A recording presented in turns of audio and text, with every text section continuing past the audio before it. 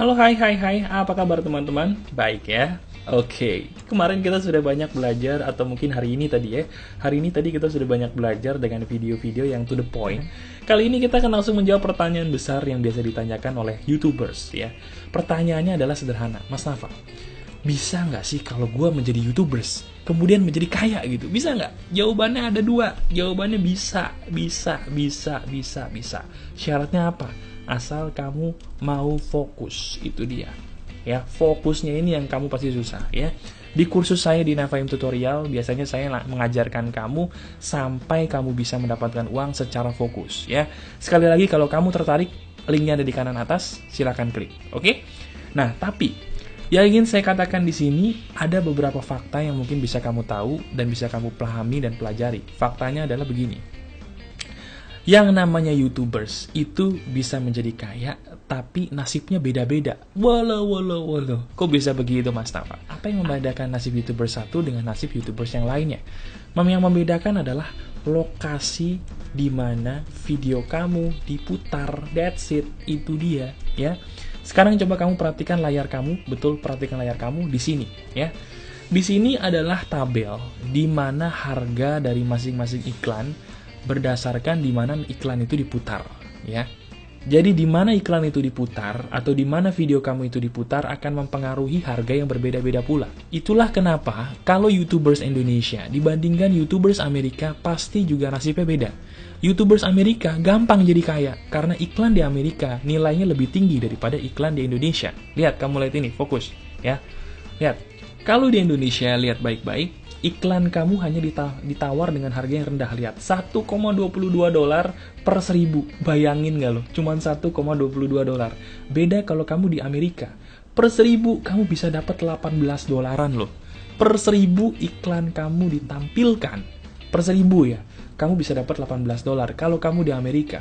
Begitu juga di Hong Kong. Di Hong Kong juga bisa kaya teman-teman ternyata. Karena iklannya lebih mahal. Nah, perbedaan harga iklan inilah yang mempengaruhi kamu, nasibnya bisa berbeda-beda berdasarkan pendapatan kamu, di mana letak video kamu diputar, ya.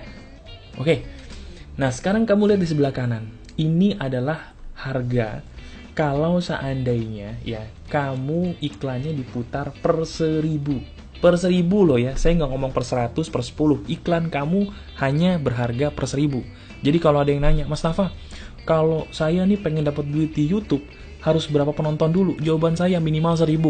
Begitu saya bilang gitu, dia nyaho. Aduh, langsung nggak fokus ya. Gara-gara nggak fokus ya jadi nggak kaya. Nah, kamu lihat sekarang di sebelah kanan. Di Indonesia harga iklan per 1000 hanya 1,22. Di Malaysia $3 ya kan. Di Amerika $18. Di Hong Kong $23. Lihat, di Indonesia memang faktanya harga iklannya paling murah setelah Vietnam ya. Vietnam $1,36, kita lebih murah, paling murah $1,22. Miris ya.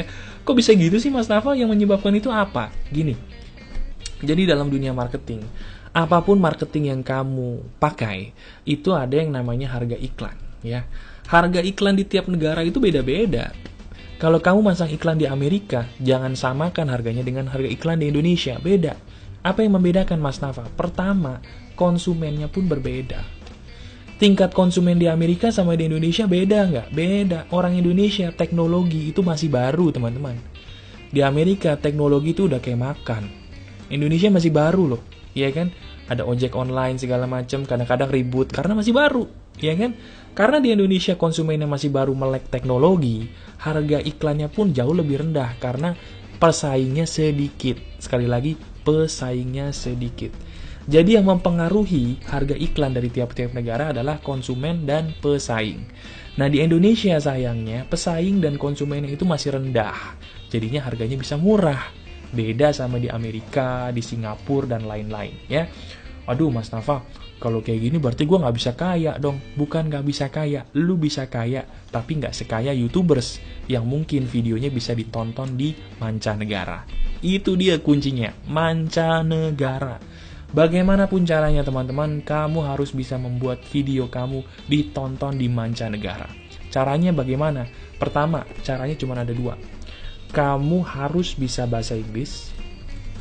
Aduh, gua nggak bisa Mas Nafa. Iya, gua tahu lu nggak bisa. Sabar dong, ya. Atau yang kedua, kamu harus mau repot buat video kamu pakai yang namanya subtitle. Subtitle tuh apa Mas Nafa? Subtitle itu adalah teks. Kalau kamu nonton film tuh ada teksnya kan, kamu baca. Ya, pakai subtitle teks bahasa Inggris. Contohnya video-video LDP, Last Day Production ya. Kita lihat, boleh. Ayo kita lihat LDP yuk. Di LDP itu rata-rata videonya mereka pakai subtitle. Wah, kenapa? Karena mereka tahu supaya videonya ditonton di banyak negara. Ya kan, lihat tuh. Ada subtitle-nya kan? Dengan adanya subtitle-nya ini, video mereka bisa ditonton di banyak negara. Akibatnya apa? Mereka tajir.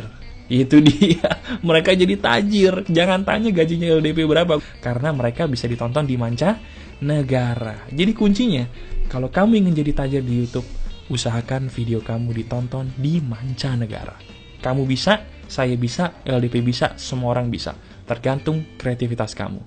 Kalau kamu ingin jadi orang yang kreatif, belajar sama saya di Navaim Tutorial, linknya ada di kanan atas.